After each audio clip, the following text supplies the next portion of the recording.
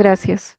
Como introducción, es el equipo de enfermería de la Unidad de Cuidados Intensivos del Hospital Regional Honorio Delgado. Algunas tomas.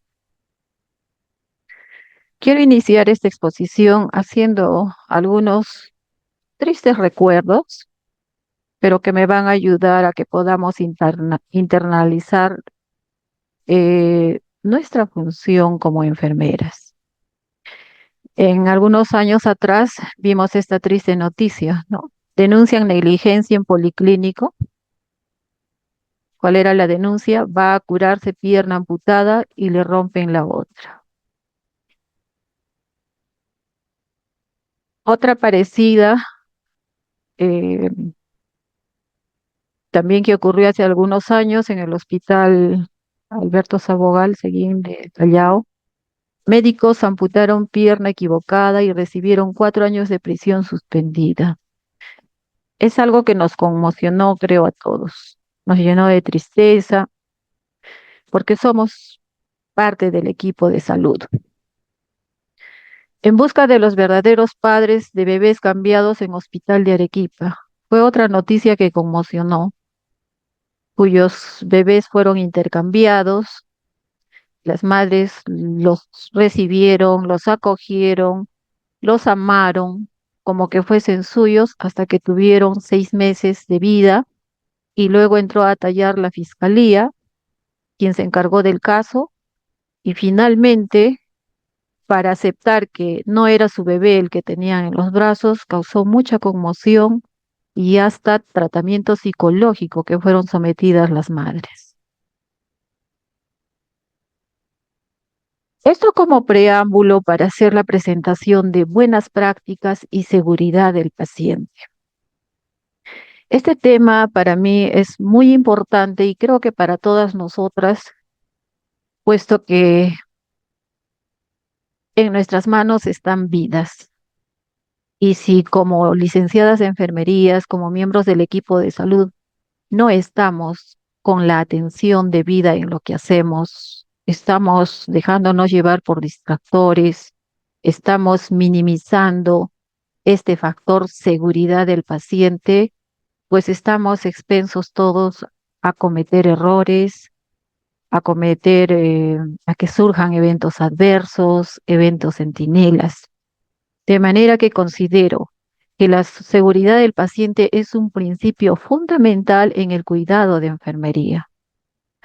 Es la reducción y mitigación de actos inseguros dentro del sistema de atención de salud, ¿no? Mediante el uso de buenas prácticas que garanticen el logro de óptimos resultados para el paciente. Si un paciente se me cae de la cama, si un paciente se me extuba, si a un paciente que está a mi cargo se le ocluye la vía aérea, pues no estoy haciendo uso de buenas prácticas, algo está fallando, porque los resultados no van a ser los óptimos para el paciente.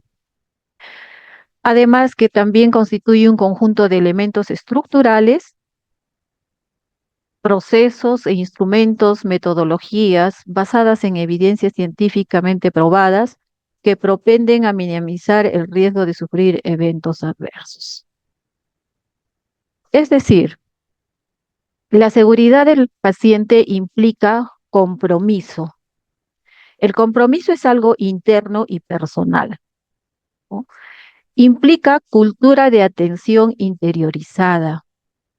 Si yo vengo, trabajo, cumplo labores, entrego turno y me voy, no tengo una cultura interiorizada, porque cada una de mis intervenciones que realizo en mi trabajo debo tenerla presente.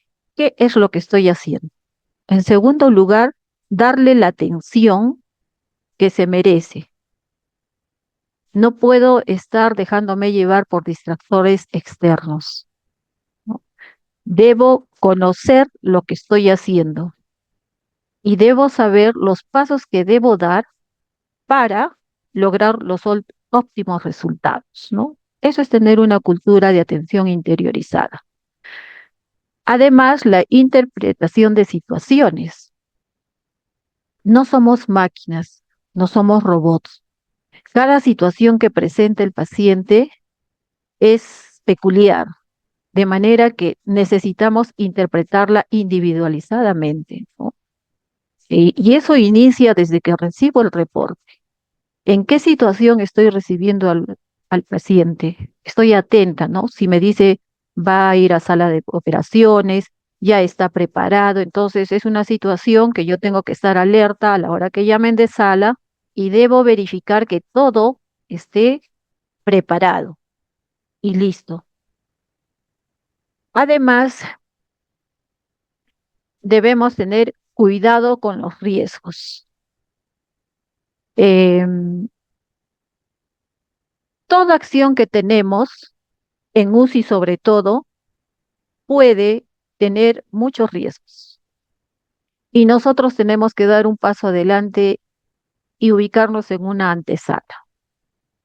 Si mi paciente está con ya está en destete de sedación, destete ventilatorio, está en un despertar y lo veo que tiene un despertar dificultuoso, incluso padece de delirium por el largo periodo de sedación al que ha sido sometido, entonces yo ya tengo que estar dando un paso adelante pensando, este paciente se puede retirar catéter venoso, este paciente se puede extubar y tengo que prevenir todo esto.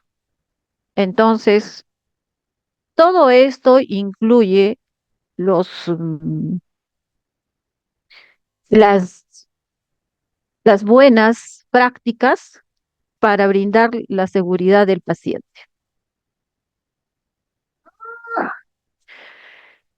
¿Cuál es la finalidad? La finalidad es consolidar un entorno seguro para los pacientes en donde eh, valga la redundancia, la probabilidad o riesgo de ocurrencia de un evento adverso se minimice. Pero ¿de qué va a partir esta minimización? En primer lugar, del proceso de atención de enfermería, el famoso PAE. El PAE no es un capítulo de un curso, no, no es algo que lo hemos estudiado y queda archivado. Es el Padre Nuestro de cada día del quehacer de la enfermera, ¿no? Entonces, nosotras no actuamos como profesionales por rutina, actuamos basadas en el proceso de atención de enfermería y eso se inicia haciendo una valoración al paciente, haciendo un examen físico. No es posible que la enfermera en UCI no haga examen físico y se esté rutinizando. ¿Cómo recibo a mi paciente? Tengo que ser como un escáner de cabeza, desde la cabeza hacia los pies. ¿Cómo lo encuentro? De pronto a mí me dan un reporte muy bonito, ¿no? Que sí, está muy bien el paciente, no tiene escaras, no tiene lesiones. Y cuando lo lateralizo, me doy con la sorpresa de que ya tiene el inicio de una LPP. Entonces, por eso es importante el PAE, hacer evaluación, hacer examen físico, analizar los datos.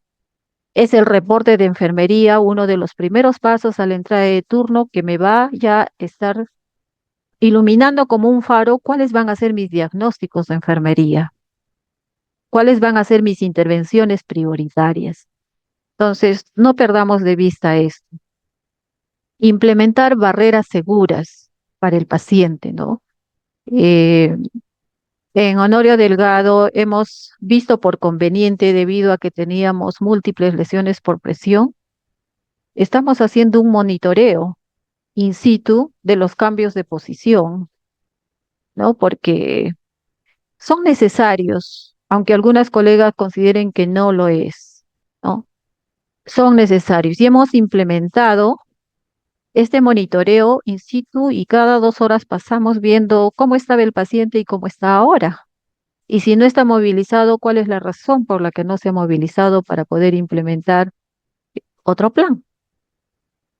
Y también la cultura de prevención. Eh, Considero que cuando ya está una lesión por presión instalada, Puede haber mucha tecnología, ¿no? Ahora hay muchas tecnologías, cremas, parches, películas que pueden proteger para que evolucione mejor esa escara, pero ya está instalada. Y para recuperarse implica tiempo, estancia hospitalaria, costo y hasta vulnerable a sufrir complicaciones. Es mejor prevenir que después dar un cuidado óptimo con insumos costosos para que se recupere esta lesión. Entonces, la cultura de prevención tenemos que tenerla internalizada. El objetivo, pues, es promover una cultura de seguridad. Todas como enfermeras intensivistas debemos tener una cultura de seguridad y toda enfermera en cualquier servicio de hospitalización que trabaje debe tener una cultura de seguridad del paciente. Trabajamos para el paciente, para minimizar sus males, para evitar que se nos complique y no para agregarle más daños de los que ya tiene. Asimismo, educar. Necesitamos educarnos. Muchas veces pensamos que la educación es tener muchos títulos, ¿no? Maestría, segunda especialidad, doctorado, pero la educación, eso es instrucción académica, lo que tenemos, pero la educación es algo interno, ¿no? Es cuestión de identificación, de sentimientos, es cuestión de habilidades blandas, de empatía con el paciente en este caso. Además, se propende minimizar los riesgos, prevenir los eventos adversos. La mayoría de eventos adversos son prevenibles, están en nuestras manos, podemos evitarlos. Y utilizar pues herramientas adecuadas. ¿Para qué? Para obtener un cuidado o brindar un cuidado seguro a nuestros pacientes. Respecto a las buenas prácticas y la seguridad del paciente son como dos siameses. No puede ir separado uno del otro. Van juntos. Las buenas prácticas de seguridad de los pacientes son acciones esenciales para prevenir daños y garantizar una atención de calidad al paciente. No solo es la ausencia de riesgo, ¿no? Incluye un conjunto de acciones que debemos realizar a diario en cada tarea que desarrollemos. Aquí tenemos algunas de las buenas prácticas para la seguridad del paciente. Primero, la correcta identificación. Mi paciente tiene que estar plenamente identificado. La comunicación efectiva. Hagamos que la recepción como de turno, como función de la enfermera, sea completa, clara, precisa y que ambas partes estén atentas, una a la que reporta y la otra a la que recibe el reporte. Administración correcta de medicamentos. Dirán, esto es de fundamentos de enfermería, correcto, pero esta es una intervención, una función que vamos a desarrollarla toda nuestra vida laboral, de manera que en alguna parte del camino puede estar vulnerable a cometer algún error. Esa atención, cuando prestábamos en nuestro primer trabajo, debe perdurar hasta el día que nos jubilemos. Nadie estamos libres de cometer un error. La higiene de manos, que es una buena práctica para prevenir muchas infecciones, para dar una atención segura, esto también tenemos que tenerlo internalizado, ¿no?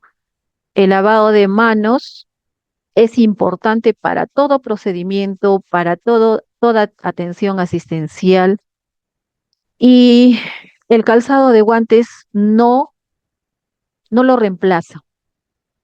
Muchos pensamos, me calzo los guantes y ya, tenemos que lavarnos las manos. Prevención de infecciones intrahospitalarias. Esto es un sueño que en la UCI un poco inalcanzable. Luchamos porque nuestras IAs bajen, a veces bajan, de pronto suben y analizamos qué está pasando, por qué no podemos estar en cero, ¿no? Y finalmente la gestión de riesgos. Estas son las buenas prácticas de seguridad para la atención del paciente.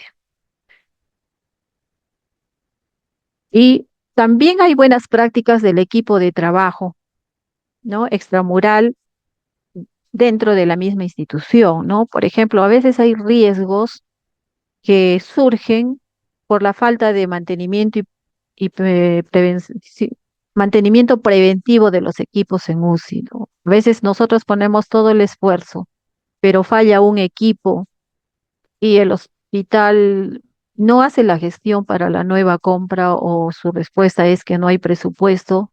Entonces, esta también es una buena práctica, pero institucional, ¿no?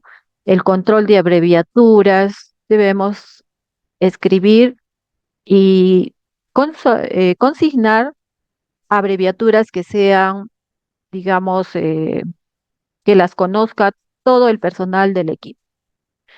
Manejo adecuado de medicamentos de alto riesgo, también, ¿no? Es parte de las buenas prácticas.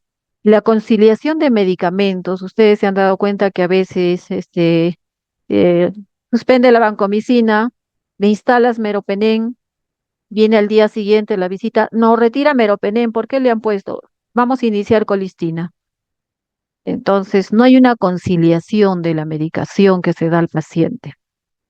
Y manejar protocolos de extubación y sedación para que todos hablemos el mismo idioma, ¿no? Porque a veces el paciente no cubre todos los requisitos como para ser extubados, que los conocemos como enfermeras, pero vienen y dice, extúbalo, doctor, pero el no, extúbalo. Pasas 20 minutos, alista para intubar. Entonces, eso también es ausencia de faltas de buenas prácticas. Tenemos que manejar protocolos estandarizados que manejemos todo el equipo de salud. La primera buena práctica, identificación del paciente, ¿no? Debemos asegurarnos de que la atención se brinde al paciente mediante el uso de los identificadores únicos, ¿no? Como son sus nombres, apellidos completos, su fecha de nacimiento y su DNI, antes de cualquier procedimiento o administración de medicamentos, ¿no? Entonces, tenemos su DNI, su brazalete, la historia clínica y también en la parte superior de cada unidad, especialmente sobre la cama del paciente, siempre que esté correctamente identificado, para evitar, si ese paciente es trasladado a otra unidad, pues tengo que trasladar toda su identificación para evitar errores. Comunicación efectiva. La comunicación efectiva debe ser entre profesionales de salud. Uno de ellos es en el reporte de enfermería. Yo debo estar atenta a lo que me está reportando mi colega porque ella me está diciendo todo lo que ha ocurrido con el paciente en la noche, cómo ha actuado y cómo me lo está dejando, ¿no? Pero si yo voy a estar, un ratito, espérate, voy a recibir una llamadita. No es ahí no hay una comunicación efectiva. Van a quedar muchos vacíos, muchos malentendidos, lo cual puede ser causa de algún error que podamos cometer. También este, esta comunicación efectiva con los profesionales es entre enfermera médico, cuando hay una indicación, cuando se suspende algo. Tenemos que estar en comunicación continua, pero tiene que ser efectiva. Y también debe ser entre enfermera y paciente, ¿no? En UCI mucho nos acostumbramos que el paciente esté sedado y como que nos gusta, ¿no? Porque está tranquilo, no nos dice nada, no hace nada, nos deja también tranquilas a nosotros. El problema comienza cuando comenzamos los destetes, ¿no? de sedación, de ventilación mecánica, y el paciente comienza a despertar. Y a veces, y mayormente, tienen un despertar no tranquilo, ¿no? El paciente, si sufre de delirio, vamos a tener un paciente con agitación psicomotriz, desconectado del entorno. Entonces, nosotros tenemos que hablarle al paciente, porque somos el nexo para que ellos puedan volverse a conectar con el entorno, ¿no? No puedo contentarme con decir, ay, está confuso, no hace caso. Yo tengo que ayudarle a que se ubique en el entorno, porque él cuando despierte no va a estar ubicado. Entonces nosotros somos el nexo y para ello tiene que ser una comunicación efectiva. Y también entre enfermera y familiares, ¿no? Ser reales, ser positivos con los familiares, alentadores más que todo, ¿no? Ahí entran a tallar las habilidades blandas. Bien. En cuanto a la administración segura de medicamentos, que es una tercera práctica segura, creo que ya la conocemos, ¿no? Eh, Cuando era estudiante hace muchos años, solo eran 5 correctos, ahora hay 10 correctos y supongo que más adelante habrá más. Medicamento correcto, paciente correcto, reconstitución y dilución correcta, indicación y dosis. Acá de repente hacer un alto. Nosotras como enfermeras intensivistas debemos conocer las dosis correctas. ¿Por qué? Porque también a veces todos somos humanos, ¿no? Los médicos no son dioses. Algunas veces he encontrado indicaciones incorrectas y somos nosotras las que les hacemos ver. Entonces es muy importante conocer esto. Vía de administración correcta, eh, hora correcta, velocidad de administración, ¿no? Ustedes saben que la mayoría de RAMS, reacciones alérgicas a medicamentos, son por el causa del mismo principio activo, pero también se han encontrado estudios donde la velocidad de administración eh, influye en las RAM. Entonces tenemos que tener cuidado. Fecha de vencimiento. Necesitamos revisar, ¿no? Muchas veces ya rompemos la ampolla y no hemos visto ni cuándo vence. Entonces, esto es importante. El registro, ¿no?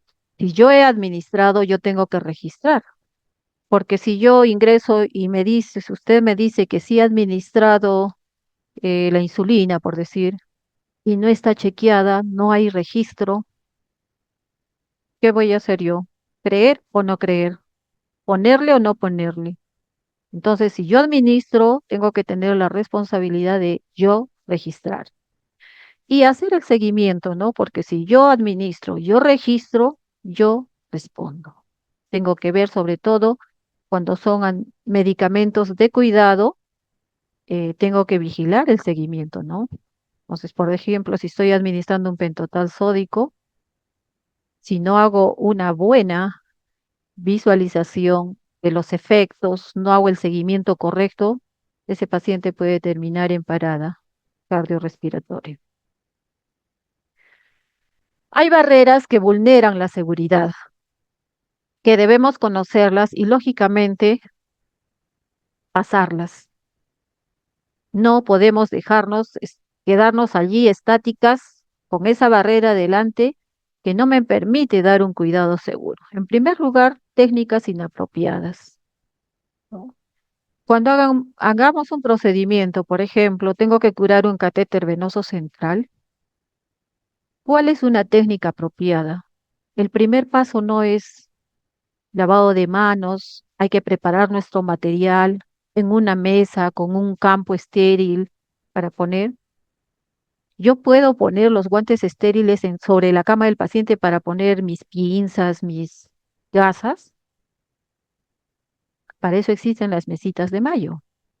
Esa puede ser una técnica inapropiada por por lo rápido, por lo fácil, Como profesionales, por favor, apliquemos técnicas apropiadas. Monitoreo deficiente. ¿Cuándo es un monitoreo deficiente? El monitoreo nomás no es registro. El monitoreo incluye valoración, seguimiento, evaluación, ¿no? Eh, Se me ocurre, si un paciente ya es neurocrítico, como expuso la colega anterior, y está con hipertensión sostenida ya 2 horas, está con tendencia a la bradicardia y lógicamente hay falla respiratoria, ya me está manifestando una triada de Cushing, ¿no? Que me está diciendo auxilio, el paciente está subiendo su presión intracraniana. Pero si yo solo anoto valores, anoto y anoto, y no hago un monitoreo correcto, eficiente, no voy a valorar esto y voy a reaccionar cuando ya el caso ha avanzado. Eso es una barrera que vulnera la seguridad del paciente. Formación inadecuada. Es el reto para todos, ¿no? Porque las últimas formaciones han sido virtuales. Se han perdido de la rica experiencia, pero no porque lo hayan querido, la situación lo impuso así. Pero entonces hay que recobrar, ponernos al día, enriquecernos con la experiencia, hay que leer, autoeducarnos. Entonces, esto es muy importante. La sobrecarga de trabajo. Con todo el personal que ahora contamos, creo, todos los hospitales, no hay sobrecarga de trabajo, ¿no? Es una enfermera para 2 pacientes cuando tienen un TIS menor de 39, de 40, perdón. Y si es mayor de 40, el ratio dice una enfermera, un paciente. Y creo que se está trabajando en base a ello. Incumplimiento de normas. Esto es un punto que da mucha tristeza en la actualidad. ¿Por qué? Porque, por ejemplo, hay una normativa que yo no puedo usar el celular en horario de trabajo, pero a mí me gusta el celular y lo saco eh, porque tengo un motivo, me van a llamar de la universidad o yo tengo que enviar un mensaje y no me importa la norma. Me voy escondidita, estoy en el baño viendo y dejo a mi paciente. Creo que las normas son para cumplirlas, pero no en beneficio de nadie, sino del paciente. ¿Por qué? Porque ese celular no es un móvil que se puede desinfectar, esterilizar como se debe, ¿no? Es más, me distrae de la atención plena que debo tener en UCI. Entonces, ese incumplimiento me puede llevar a cometer errores vulnerando la seguridad del paciente. Olvidos, omisiones, errores. Ay, me olvidé. Ay, sí, justo estaba para hacer. Cuando estamos con nuestra atención distraída por factores externos, estamos em, propensas a sufrir de olvidos, de omisiones y de errores. El nivel de destreza también, pero esto se logra con el tiempo, ¿no? Eh, Comunicación fallida, sobre todo cuando ocurre algo, el CAP está roto, pero no me dijo nada. ¿Por qué? Porque hay comunicación fallida, no estamos atentas durante el reporte o cuando ocurre algo, o no estoy atenta con mi mismo paciente.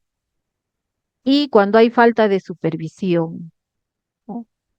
Cuando una de las funciones de las jefas es supervisar el trabajo de la enfermera y el personal técnico a su cargo, ¿no? Acá no entra a tallar la amicalidad ni la permisión. ¿Por qué? Porque si yo encuentro, por ejemplo, que alguien está manipulando el catéter venoso central sin guantes, tengo que corregir y tengo que enseñar también. Entonces, muchas personas lo toman a mal, pero es una barrera que vulnera la seguridad del paciente. Algunas definiciones de términos, atención segura, por ejemplo, el grado de atención en los servicios de salud donde la posibilidad de los resultados óptimos para el paciente están relacionados pues con el conocimiento profesional, ¿no? Donde hay mayor posibilidad de eso. Complicaciones a veces propia del cuadro clínico o condiciones propias del paciente, pero algunas veces es porque ha surgido un evento adverso y gracias a esa a ese punto se desencadena una complicación. Error es cuando una acción fue planeada y no se concretó, ¿no? Porque hubo alguna falla. O también cuando usamos un plan equivocado, ¿no? No logramos el objetivo. Por ejemplo, una extubación frustra, ¿no? Y no todos los errores producen daño o lesión. Hay algunos que se pueden revertir y también hay otros que no. Bien. La higiene de manos es una buena práctica que todos la conocemos de memoria, la usamos tenemos los 5 momentos en que debemos lavarnos las manos, ¿no? Y debemos cumplirlo paso a paso. Actualmente, la norma es 11 pasos en un periodo de 40 a 60 segundos y en 5 momentos. Creo que esto es el Padre Nuestro también de la enfermera. La prevención de infecciones asociadas a la atención de salud, las IAS, son también buenas prácticas para brindar un cuidado seguro al paciente, ¿no? Y el objetivo es implementar pues medidas de control de las infecciones y es algo que no podemos, como les decía, bueno, en la UCI es un sueño un poco inalcanzable, pero ahí le estamos dando, ¿no? Que bajan las tasas y nos alegramos, pero de pronto suben. ¿Qué pasó? Entonces, para ello, eh, la buena práctica de higiene de manos me conlleva pues a otra buena práctica que es prevención de infecciones, ¿no? La limpieza y desinfección adecuada del entorno, ¿no? ¿Cómo se limpia y desinfecta la unidad del paciente? ¿Quién desinfecta los equipos? ¿Quién desinfecta el mobiliario? ¿Cuántos pasos se siguen? ¿Cómo se hace? ¿Será completa? El uso correcto del equipo de protección personal, ¿no? Es otro tema que a veces, hace unos días, por ejemplo, el personal de epidemiología justo estaba supervisando en el servicio y me dice, licenciada, quiero que vea usted. Está colocando un catéter venoso central el médico y mire usted el otro doctor está parado a su lado sin máscara. Entonces, bueno, yo no quiero ser Pilatos, pero le digo, pero es médico, no es enfermera. Pero igual usted tiene que decirles, estamos cansadas de decirles, ¿no? Pero siempre es algo que tenemos que seguir y dar y dar. ¿Por qué? Porque esta es una buena práctica. El uso del EPP es buena práctica y más cuando se realizan procedimientos. Los gérmenes más comunes, por ejemplo, en las SNAP son Klebsiella, Streptococcus, Enterobacter, E. coli, Pseudomonas, Acinetobacter y otros. Preguntémonos como enfermeras y como personal de salud, ¿qué hace el Enterobacter en vía aérea? ¿Cómo ha ingresado el Enterobacter a vía aérea? Esto me dice que no hay buenas prácticas en el manejo de vía aérea o en la inserción de un tubo o una cánula. ¿Dónde hubo la falla? ¿Cómo corregimos si no sabemos la causa? Entonces tenemos que estar expectantes al trabajo de enfermería. Las medidas de prevención de las infecciones asociadas a la atención de salud. Por ejemplo, las infecciones que más predominan en la UCI son la neumonía asociada a ventilación mecánica, la infección del torrente sanguíneo asociada a catéter venoso central y la SID. Aquí les comparto algo que ya ustedes saben, todas lo sabemos, ¿no? Para las NAV hay que usar pues, el paquete de medidas, que son acciones sencillas, ¿no? Acá no hay que tienes que manejar el Titanic, que tienes que escalar el Everest, no, no, no.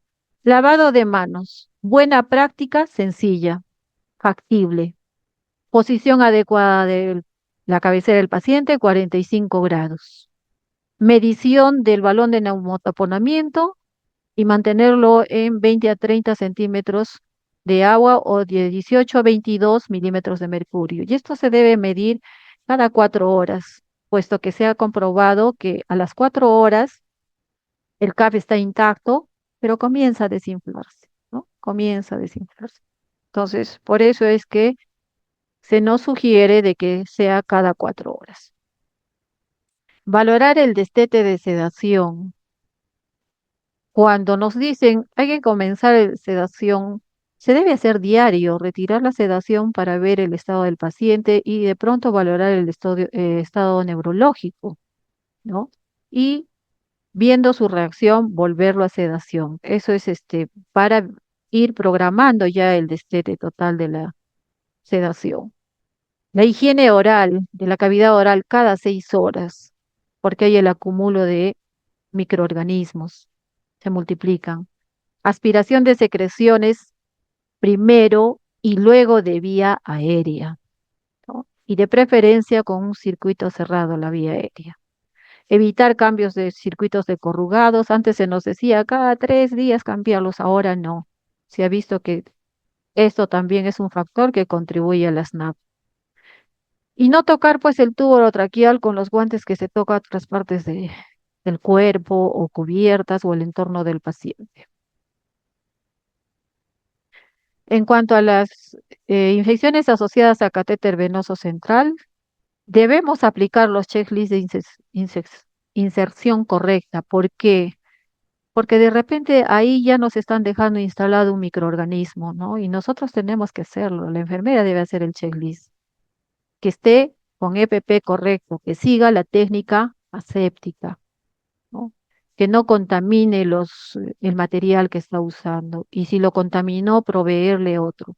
Porque si no hacemos esto, puede hacer que ya en la inserción se nos dejó ahí un microorganismo, el cual se va a multiplicar y por más que nosotros apliquemos pues las medidas correctas de manipulación, de desinfección de los puertos del CBC, ya está instalado el microorganismo, ¿no? Se debe hacer desinfección externa de conexiones, curar el catéter venoso central, usar apósitos transparentes con clorexidina, cambio de equipos y volutroles cada 72 horas, cada 48, dependiendo también de la disponibilidad que tengan. Uso de conectores en lugar de llaves. De igual manera, aquí les dejo todas las actividades para prevenir las ITUS, que no son cosa de otro mundo, no son, ¿qué les digo? Esfuerzos extremados que tenemos que hacer, son acciones sencillas simplemente, ¿no? Insertar con técnica aséptica, porque nosotros somos los que insertamos, sujetar la bolsa, la conexión a una superficie bajo la vejiga, a, a 30 centímetros del suelo, evacuar la orina cuando la bolsa esté a 2/3 de su capacidad. Antes de movilizar al paciente, siempre hay que hacer el clampaje para evitar el retorno y no descartar las orinas con los guantes de un paciente, con los mismos ir a descartarla de los otros pacientes, ¿no? Esa es una lucha frecuente, no se está entendiendo lo de las infecciones cruzadas. Y cambiar la sonda de vesical cuando presente signos de infección. Como, como última buena práctica tenemos la gestión de los riesgos. ¿Y qué dice la gestión de los riesgos? Consiste en identificar, evaluar y controlar los riesgos potenciales que vulneran pues la seguridad del paciente, ¿no? Implementar medidas para prevenir los eventos adversos y aprender de los incidentes que ocurrieron. Cuando hablamos de gestión de riesgos, hablamos de eventos adversos. Los eventos adversos en la mayoría son prevenibles, es decir, están en nuestras manos, podemos hacer. Veamos rápidamente algunas definiciones de términos. Evento adverso es lesión o resultado inesperado e indeseado en la salud de un paciente y está directamente relacionado con la atención de salud, con nuestro trabajo. Puede ser prevenible y algunos también no son prevenibles, ¿no? Por ejemplo, la obstrucción de vía aérea artificial es prevenible. ¿Qué es un evento centinela? Es un incidente de la seguridad del paciente que resulta en la muerte, en la pérdida de funciones o un daño permanente. Entonces, este es grave realmente, ¿no? Y este daño, esta pérdida de la función o la muerte no está relacionada con la evolución natural de su enfermedad. Por ejemplo, si un paciente se extuba y no es atendido, es una reintubación imposible porque se le ha cerrado la vía aérea, al final le hacen una traqueostomía, el paciente primero queda con un daño permanente y luego fallece, ese es un evento centinela de la seguridad del paciente. Un incidente es un suceso que podría haber provocado un evento en el paciente, ¿no? Pero por diversos motivos no sucedió. El azar, el actuar rápido, la prevención, la suerte, yo diría yo. Por ello no se causó, ¿no? Pero pudo haber ocurrido. Pero un incidente puede favorecer la aparición de un evento adverso. Ejemplo, la falta de aspiración de secreciones. ¿Qué puede provocar el evento adverso? Obstrucción de la vía aérea artificial. Bien, aquí algunos eventos adversos que son prevenibles o no. Veamos. Tenemos las reacciones alérgicas a medicamentos que en su mayoría son no prevenibles, ¿no? A veces la causa es propia del principio activo, pero ya se ha visto con estudios que, por ejemplo, la inadecuada velocidad de infusión de medicamentos, de algunos medicamentos, ocasionan reacción alérgica. Entonces tenemos que tener cuidado. La autoextubación es otro evento adverso prevenible. La flebitis, que es en menor cantidad en la UCI, también es prevenible, evento adverso prevenible. La caída de pacientes es un evento adverso prevenible que puede transformarse en evento centinela. Las LPP son eventos adversos prevenibles.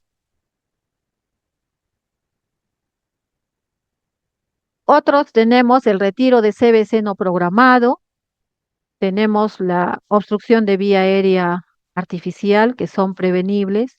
Las infecciones, las IAS, por ejemplo, las infecciones del torrente sanguíneo asociadas a CBC, la NAV y la CITUS son prevenibles, por supuesto que son prevenibles.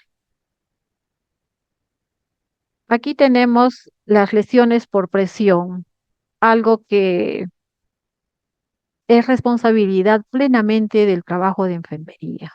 Constituyen un indicador de calidad. Como decíamos, dime con quién andas y diré quién eres. ¿Cuál es acá el refrán? Dime cuántas lesiones por presión tienes en tu UCI y te diré qué calidad de atención dan las enfermeras o enfermería. Sí, más o menos. Las Magister lesiones Anita, por... tiene 5 minutos, por favor. Ok. Es una lesión de piel y tejidos subyacentes por constante presión en zonas donde hay prominencia ósea. Medidas de prevención, uso de alivio de presión, higiene con agua y jabón, neutral, secado adecuado, evitar humedad, uso de protectores de piel, en caso de incontinencias, colchones antiescarias, cambios de posición, lubricar la piel y estimular la circulación posterior. Allí tenemos las úlceras en sus diferentes grados. Para ello usamos la herramienta, la escala de Norton, la escala de Braden, que difieren un poco, pero al final van hacia el mismo puerto, ¿no? Eh, Identificar el riesgo a formación de lesiones por presión, ¿no? Ambas son de 1 a 4 puntos, miden el estado físico, estado mental, actividad, movilidad, incontinencia, igual a de Braden. Puntajes diferentes, pero en ambas, a menor puntaje, mayor riesgo, y a mayor puntaje, menor o sin riesgo.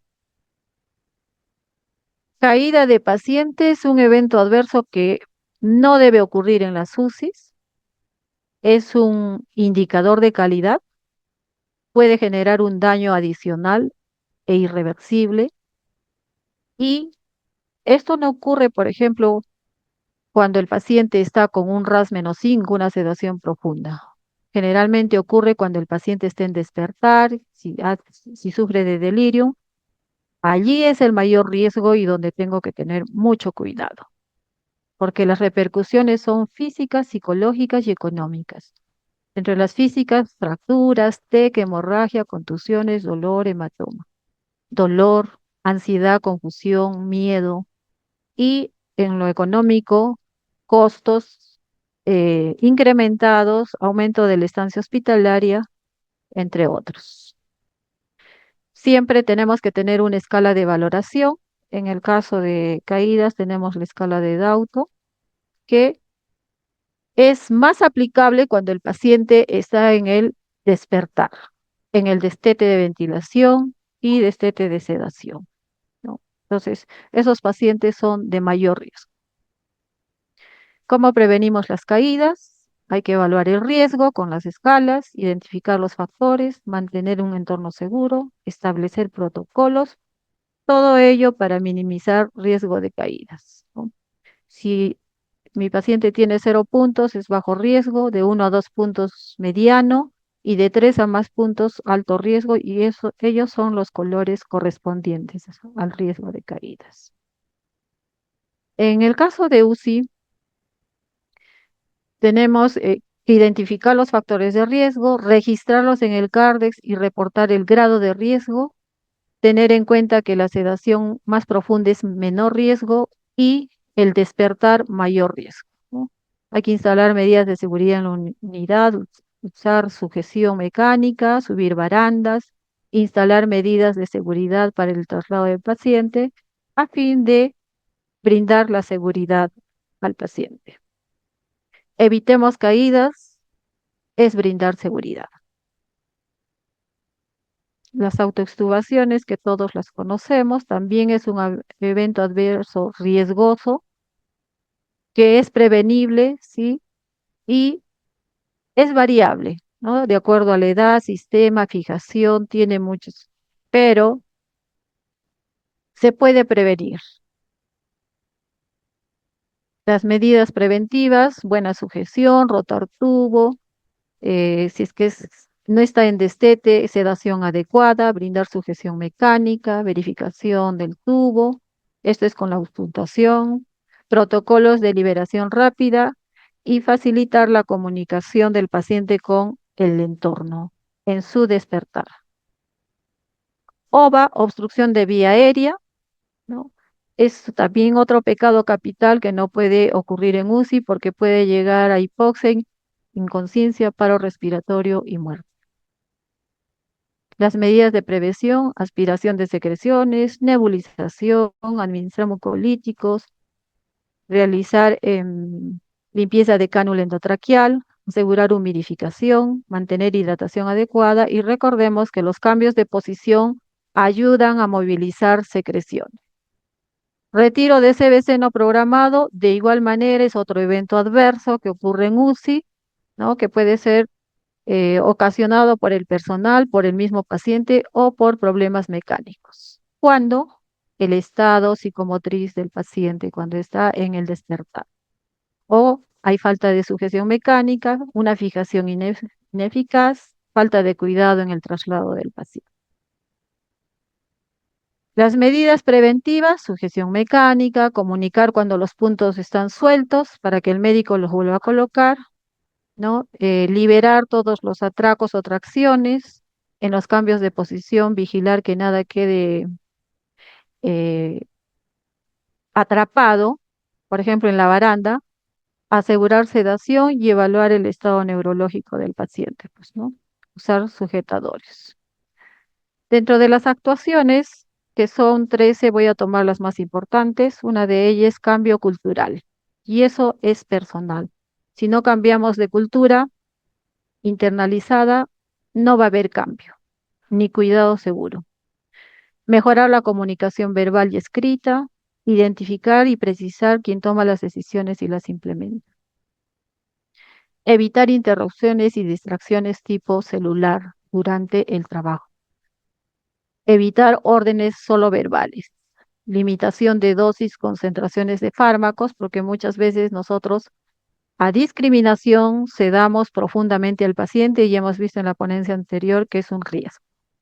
Cuidar aspectos de confort, limitación de horas de trabajo, luchamos por tener guardia diurna, pero terminamos pues cansadas, ¿no?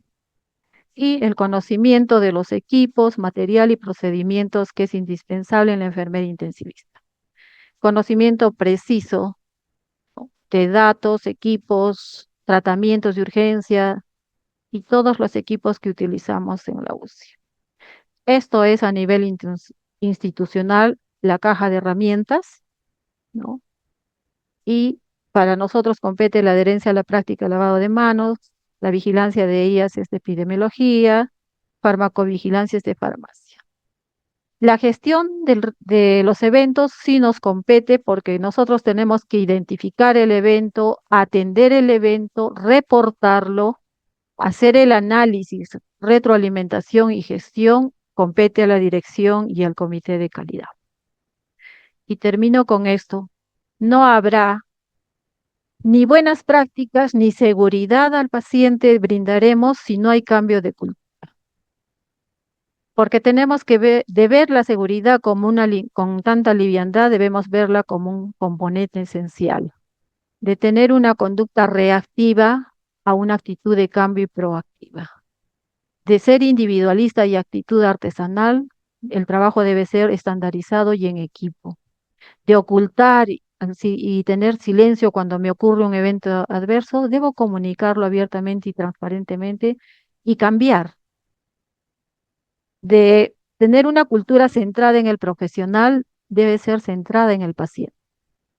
De ser focalizada en el profesional que se equivoca y buscar al culpable qué, quién, cuándo y cómo, debe ser una cultura centrada en el proceso que permitió el evento, analizar las causas, cuándo, cómo, por qué y qué hacer para que no vuelva a ocurrir. De hacer todo lo posible a pasar a una cultura, a hacer todo lo adecuado. Del escepticismo, la duda o la excusa, al convencimiento, puedo prevenirlo. Del conformismo, hice lo que pude, al inconformismo, tengo que trazarme metas más elevadas. Y del conocimiento de lo que debe hacer, yo sé lo que tengo que hacer, sí, pero no solo basta el conocimiento, agrégale la acción porque es conocer y hacer lo que se debe. Los dejo con esta frase, seamos proactivos, no restemos, sumemos, no desanimemos, alentemos, no consientas, enseña y corrige, no busques excusas, reconoce tus errores y busca lo mejor. No esperes que el otro lo haga, tú comprométete. No seas indiferente, brinda el mejor cuidado a tus pacientes. Ama lo que haces y ama a tu servicio. Muchas gracias.